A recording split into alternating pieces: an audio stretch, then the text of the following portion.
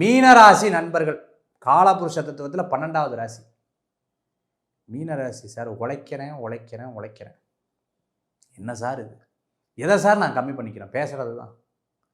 நல்லா போச்சு, சேல்ஸ் தான் என் வேலையே. இதை கம்மி பண்ணிட்டா எப்படி? எதை, எங்கே, யார் இடத்தில் எப்படி பேசணும்?